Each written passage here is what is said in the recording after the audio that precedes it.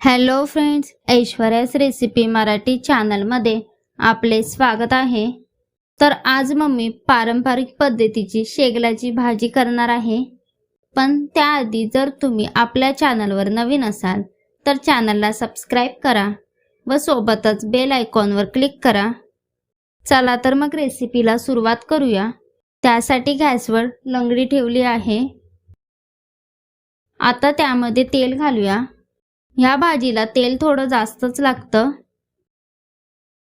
बारीक चिरलेला कांदा, ह्या भाजीत कांदा पण जास्त लागतो। यात मिरची पण घालूया। हे व्यवस्थित मिक्स करून घेऊया।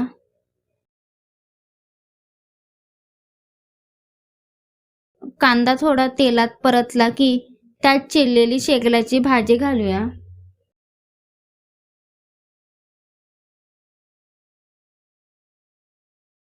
चवीनुसार मीठ। आता ह्यामध्ये थोडं पाणी घालूया।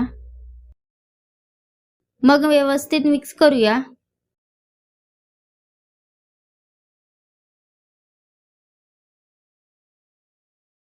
झाकण ठेवून भाजी शिजवून घेऊया। 2 ते 3 मिनिटांनंतर झाकण काढून त्यात किसलेलं खोबरं घालून मिक्स करूया।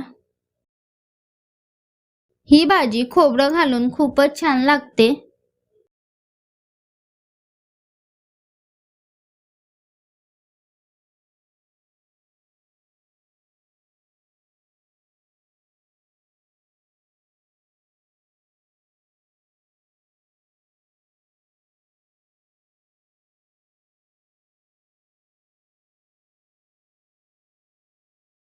ही भाजी लो फ्लेमवर झाकण ठेवून 2 ते 3 मिनिटे शिजवून घेऊया।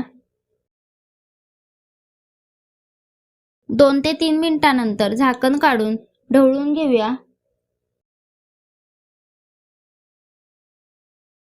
आता ही भाजी चांगली चरचर होईपर्यंत शिजवून घेऊया।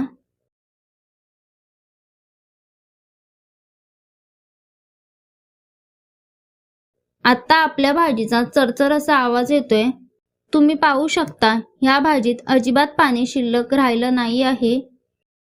ही बघा, आता आपली पारंपरिक पद्धतीची शेगलाची भाजी तयार आहे। तुम्ही अशा प्रकारे एकदा बनवून बघा, खूप छान लागते।